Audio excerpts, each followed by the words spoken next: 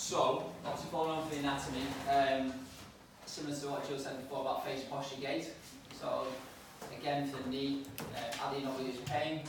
They look like having sleep that the night before. Coming in from the weight room, are they able to weight bear? How are they weight bearing? Are they able to heel strike? Are they holding the knee in a flex position?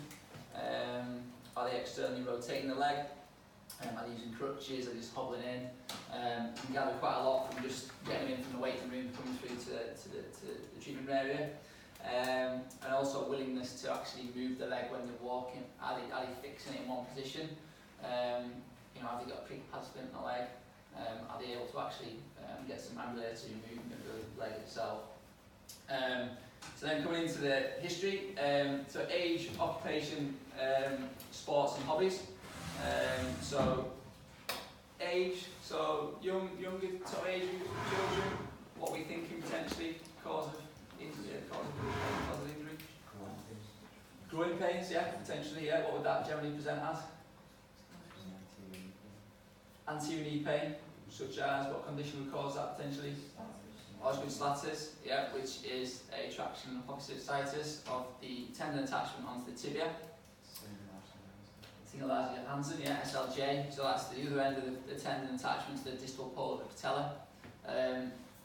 What would make you suspicious, other than the area of the pain, when the patient came in? What sort of clinical history would they have with that?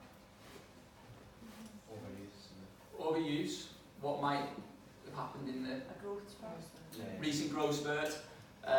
When I used to work with football club, we had a lot of these sort of August, September time, when I've had a growth spurt, haven't trained for, or deconditioned for a few weeks, come back in, straight back into training, and then within a couple of weeks they come in with knee pain. So a recent growth spurt, potentially start of the season, or whether they've changed surfaces as well, potentially from grass to a lot of training on artificial surfaces as well.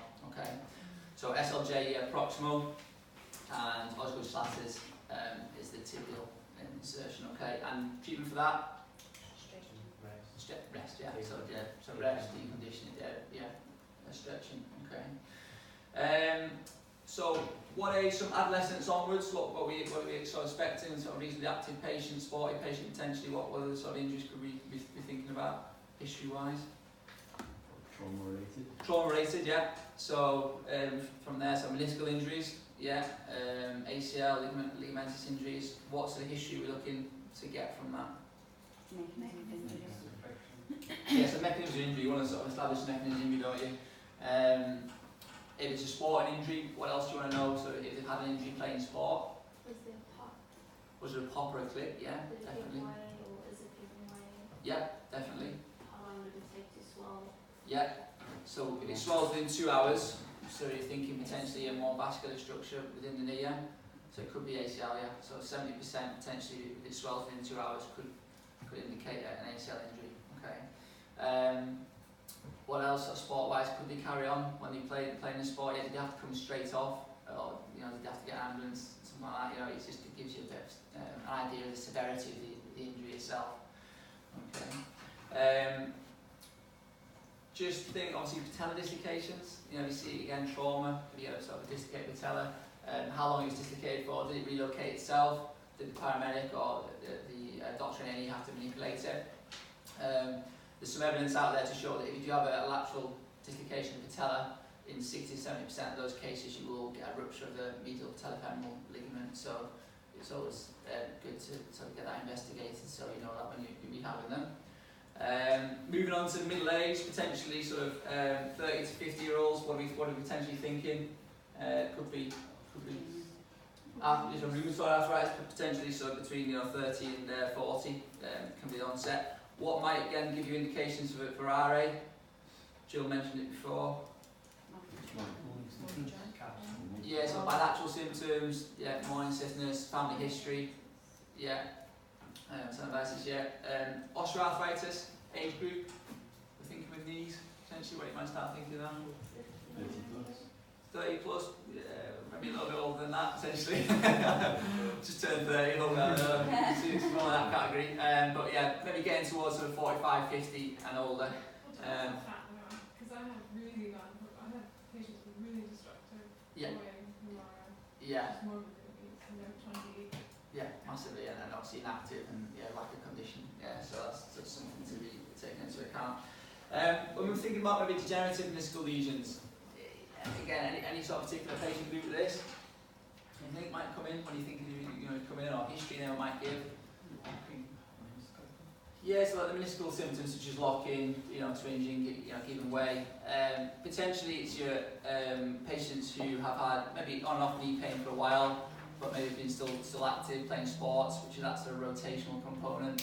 And you may or may not remember doing anything particular. Often it's the next day they wake up and the knee's swollen and painful with a degenerative meniscal tear. So, site and spread. Again, thinking about that sort of referral of symptoms. If it's more superficial, MCL, even laterally come in, they generally will be able to point to it. ACL, meniscal, PCL, potentially they'll just come in when it's a more general ache in the knee. And that can be the same for an arthritic condition as well. Alright. And then so onset duration, so you want to know if it's sudden trauma, the gradual onset, if it's post-exercise, you think maybe patellofemoral or tendinopathy, you're getting that sort of post-exercise flare. And then just think about the level of activity of the patient. So what level of sport did he play, how often did he train. I had a chap in the other day, the policeman who was off work for some psychological issues, so he started doing running. He came with anterior knee pain, and within 6 months he said he got up to be able to run 8 miles. So I was like, how often are you running? Most days, if I can, I'll run 7 days a week. Okay, so what sort of mileage are you doing in a week? Well, let's do 8 miles every time I go out. So she was doing 8 miles. From going from nothing 6 months ago to doing 8 miles a day, every day, day in, day out, she was doing 56 miles a week. And then, not surprisingly, he started developing anterior knee pain and patellar tendon pain. So he's doing a lot better. He's scaling back and he's building back up again. He's doing quite well now.